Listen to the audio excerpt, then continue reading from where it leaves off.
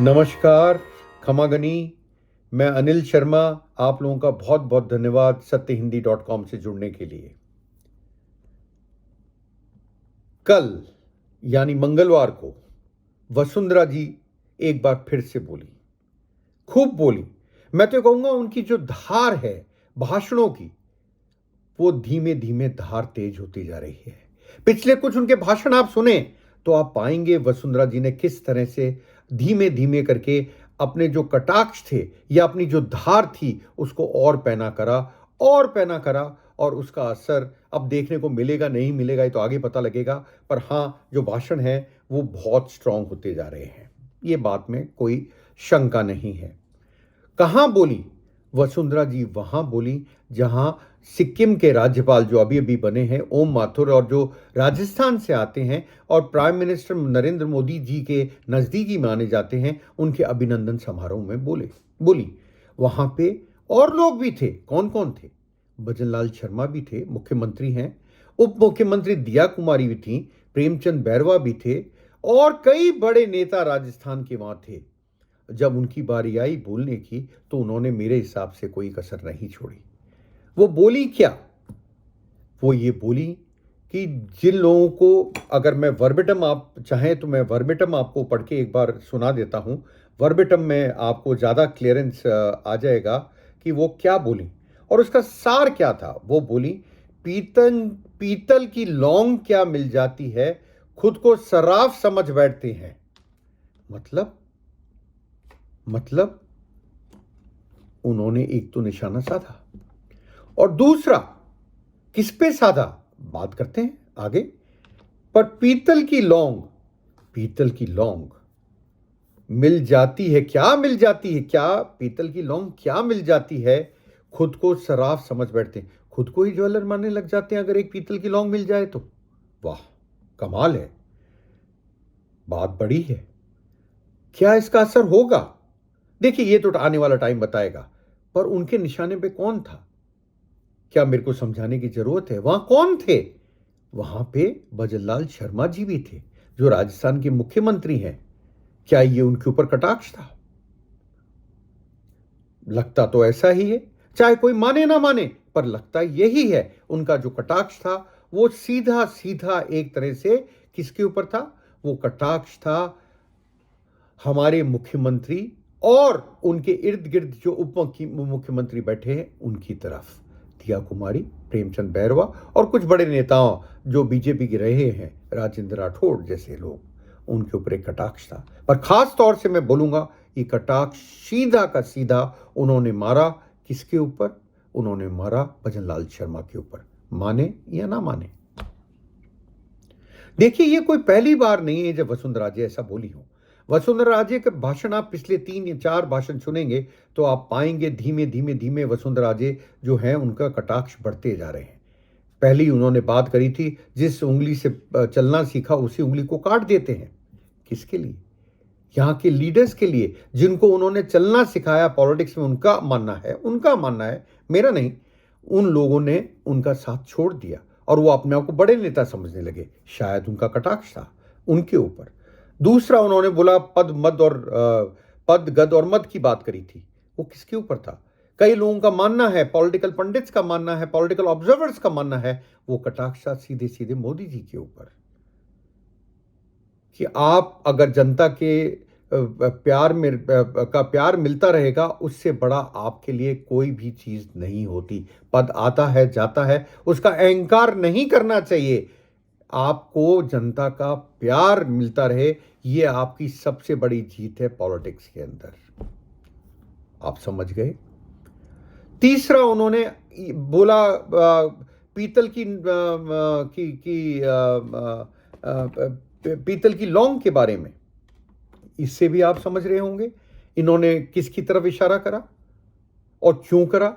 और देखिए, बड़े मजे की बात है, एक तरफ ये बोल रही थी और दूसरी तरफ वो तारीफ कर रही थी ओम माथुर की। ओम माथुर की तारीफ करते हुए वो क्या बोली, वो भी बड़ा, आप ध्यान रखिएगा, बड़ा जरूरी है समझना आपको। वो बोली, क्या बोली?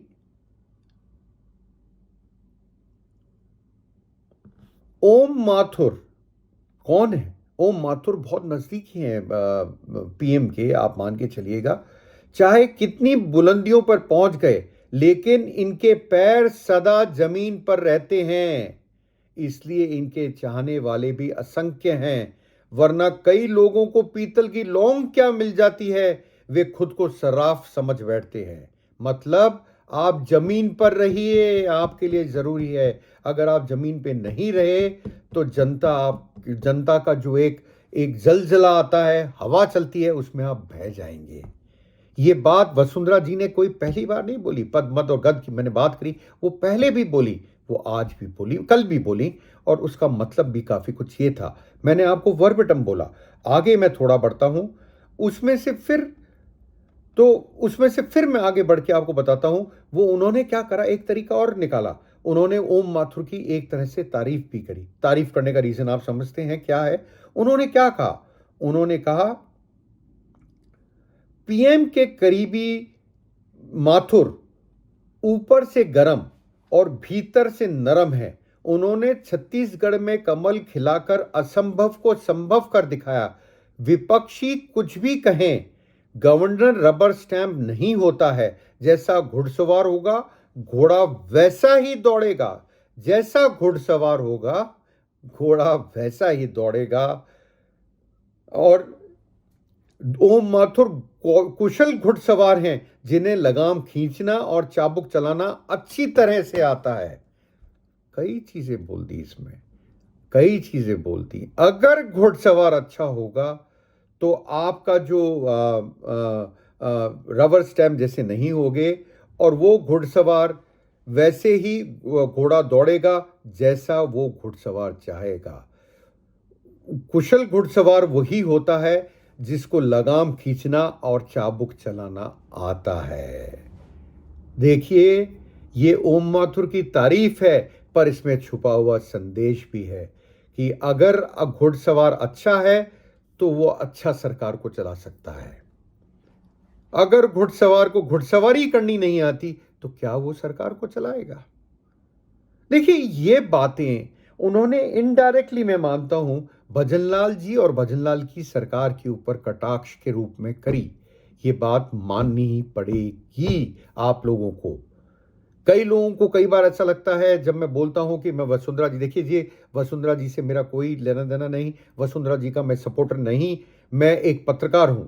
और कई बार मैं कमेंट्स में देखता हूं लोग ऐसा बोलते हैं, पर मैं आपको ये बताना चाहता हूं कि राजस्थान में पैन स्टेट लीडर सिर्फ वसुंधरा जी हैं बीजेपी के अंदर, और कोई नहीं है। और ये जो बातें कर रही हैं वसुंधरा जी, ये कहीं ना कहीं बीजेपी को अंदर ही अंदर खा रही होगी। मैं मानता हूं उनका धार जो है वो बढ़ते जा रहा है, और जो जो जो उनका बोलने का स्टाइल है वो बदलते जा रहा है। कई शेर शायरी आ जाती हैं, कई बार बड़े बड़े स्टेटमेंट्स आ जाते हैं, जिसका असर पढ़ना ना पढ़ना, देखिए वो मेरा काम नहीं है जज करना। मैं ये बता सकता हूँ वो क्यों बोल रही हैं।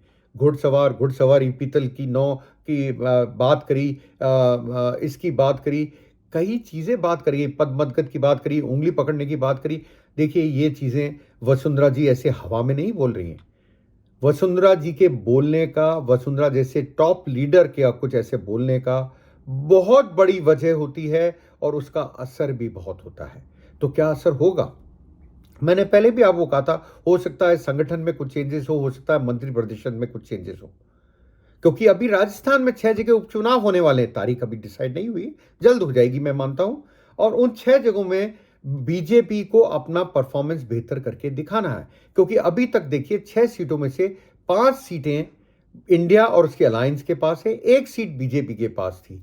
बीजेपी को कुछ सीटें अब के छीननी पड़ेंगी, वरना वरना मैं फिर बोलूंगा, भजनलाल जी के लिए और मदन राठौड़ जो नए बनाए गए नेता, विपक्ष के, वो सॉरी, जो नए नेता बनाए गए, बीजेपी स्टेट प्रेसिडेंट बनाए गए हैं, उनके ऊपर गाज गिरने की पूरी संभावना नजर आती है अगर परफॉर्मेंस बिगड़ते जाता है। देखिए, अभी लोकल बॉडीज के भी चुनाव हैं, पंचायत के भी चुनाव हैं, और राजस्थान ये चाहता है, राजस्थान सरकार मतलब भजनलाल सरकार चाहती है दोनों चुनाव एक साथ हो जाएं, पर उसमें मुझे लगता है कई लीगल फॉर्मेलिटीज है, शायद वो एक साथ चुनाव ना हो। तो हम क्या समझें अब बीजेपी में क्या हो रहा है? बीजेपी में सब कुछ ठीक नहीं है और बीजेपी के पास टाइम कम है। मैं फिर बोलूंगा, क्योंकि जो 6 सीटों में उपचुनाव होने हैं वो 6 महीने के अंदर अंदर होने हैं, क्योंकि सीटों के जो रिजल्ट आए थे, आपको याद हो, वो कब आए थे? वो आए थे 4 जून को। 4 जून से 6 महीने के अंदर चुनाव होने। अरे बीजेपी की सरकार राजस्थान की, अब मैं जब बात करता हूं संगठन की या मंत्रिपरिषद की, जो पिछले 9-10 महीने में ब्यूरोक्रेसी को चेंज नहीं कर पाई, वही ब्यूरोक्रेट चले आ रहे हैं जो अशोक गहलोत गवर्नमेंट में थे। वो क्या इतना जल्दी डिसीजन ले पाएंगे? भजन लाल जी डिसीजन नहीं ले पा रहे हैं, इसमें कोई शंका नहीं है। आप देखिए, कई उनके नेता छुट भइए, जो नेता नहीं बोल के मैं उनको बोलूंगा, कई उनके एमएलएज उनके अगेंस्ट में, उनकी सरकार के अगेंस्ट में बोलते हुए देखे जा सकते हैं। क्या हुआ किरोड़ी लाल मीणा का? कहां है वो? जुलाई से रिजाइन करके बैठे हैं, हमें आज तक पता नहीं वो मंत्री हैं नहीं है, कभी मंत्री हैं कभी नहीं है। आपदा मंत्री थे, कृषि मंत्री थे। अरे आपदा राजस्थान में आई, कितनी अतिवृष्टि हुई, पानी बरसा, बाढ़ें आई, कई जगहों पे बाढ़ जैसी सिचुएशन हुई, क्या वो कंट्रोल कर पाए? मैंने बोलूंगा नहीं। और सबसे ज्यादा जो नाराजगी है बीजेपी के एमएलएज में, वो है बिजली और पानी को लेके। क्या भजनलाल सरकार उसका कोई सॉल्यूशन कर पाई? नहीं कर पाई। सड़कें एक और इशू है, उसका कर पाई? अभी तक नहीं कर पाई। जवाब, 10 महीने हुए हैं, पिछले के कई खड्डे हैं, मतलब पिछली सरकार के, अशोक गहलोत सरकार के कई खड्डे हैं, उसको हमें भरना है। देखिए, पीछे जीने में सरकार नहीं चलती है, सरकार आगे विजन पे चलती है, पर इस विजन पे भी नहीं चलती। 2047 में हम क्या करेंगे? बहुत कम लोग होंगे 2047 किसने देखा जो देख पाएगा। आप आज की बात करिए, आप क्या करने वाले हैं अगले 1 साल के अंदर, ये ध्यान दीजिए और इसको ठीक करने की कोशिश कीजिए। वो भजनलाल सरकार डिसीजन नहीं ले पा रही, इसमें कोई शंका नहीं है। और वसुंधरा राजे के जो कटाक्ष हैं, वसुंधरा राजे के जो भाषण है, उसका असर और पड़ता जा रहा है। मैं सोचता हूं बीजेपी की सेंट्रल लीडरशिप को जल्दी से जल्दी वसुंधरा जी को कोई इंपॉर्टेंट पोजीशन देनी चाहिए और उनको बोलना चाहिए कि इसका जल्दी से जल्दी कुछ सॉल्यूशन करें, सबको एक मंच पे लाएं। मदन राठौड़ एक मंच पे नहीं ला पाए, वनिस्पत इसके कि उनकी 2 घंटे बनने के बाद में, जब उन्होंने पद ग्रहण करा राजस्थान में एज स्टेट प्रेसिडेंट, उसके बाद में वसुंधरा जी के घर पे 2 घंटे मीटिंग हुई, पर उसका असर मुझे होता हुआ नजर नहीं आ रहा। उसके बाद वो भजनलाल जी से भी मिले 1 घंटे, पर मुझे नजर नहीं आ रहा कि कुछ बीच का रास्ता निकला हो। देखते हैं आगे होता है क्या, पर नजर ये आता है कि बीजेपी में सब कुछ ठीक नहीं है। ये बात मैं कई बार बोल चुका, लोग बोलेंगे आप रिपीटेटिव हो, मैं क्या करूं? जब वसुंधरा जी ऐसा बोल रही हैं बार बार, तो मैं वसुंधरा जी की बात को आप लोगों के सामने लाना चाहता हूं। घोड़ा, चाबुक सब लाना चाहूंगा, ज्वेलर, सराफ सब लाना चाहूंगा, जिससे आप लोग समझें कि बीजेपी के अंदर सब कुछ ठीक नहीं चल रहा। और बीजेपी, देखिए, ना तो बीजेपी मेरी है ना कांग्रेस मेरी है। मेरा काम है आप लोगों को इन्फ्रेंस ड्रॉ करके बताना। इन्फ्रेंस ड्रॉ करके बता रहा हूं कि आज की तारीख में सब कुछ ठीक नहीं है बीजेपी में, और बीजेपी को सख्त कदम उठाने पड़ेंगे। अपने आप को डिसिप्लिन पार्टी बोलती है, मुझे पता नहीं। बिट्टू जी को टिकट दिया गया, जो पंजाब से आते हैं, 3 बार कांग्रेस के सांसद रहे, 4थी बार बीजेपी की तरफ पलटी मारी, चुनाव हार गए, उनको यूनियन मिनिस्टर बनाया गया मोदी सरकार की गवर्नमेंट के अंदर, और उनको राज्यसभा राजस्थान से भेजा गया। तो राजस्थान के नेता क्या खुश हुए? मुझे नहीं लगता। क्या राजेंद्र राठौड़ खुश हुए होंगे? आपको लगता है? बोलेगा कोई कुछ नहीं, पर क्या वो खुश हुए होंगे? नहीं। क्या सतीश पूनिया खुश हुए होंगे? नहीं। कई लोग आंखें गड़ाए बैठे थे कि हमें शायद राज्यसभा राजस्थान से भेजा जाएगा, पर उनको नहीं भेजा गया। देखिए, इतना डिसकंटेंट है, आपको बताऊं, राजस्थान बीजेपी के अंदर, उसको संभालने के लिए आपको एक बड़ा नेता चाहिए, और इसमें कतई कोई शक नहीं है। वो सिर्फ और सिर्फ वसुंधरा राजे सिंधिया ही हो सकती हैं, या सिर्फ वसुंधरा राजे बोलूंगा, क्योंकि सिंधिया उन्होंने शायद थोड़ा टाइम पहले हटा दिया था अपने उसमें से। वसुंधरा राजे ही हो सकती हैं, और उनको ही आगे लाना पड़ेगा। आपका बहुत बहुत धन्यवाद मेरे को सुनने के लिए। मिलता हूं जल्द नए वीडियो के साथ। धन्यवाद, शुक्रिया।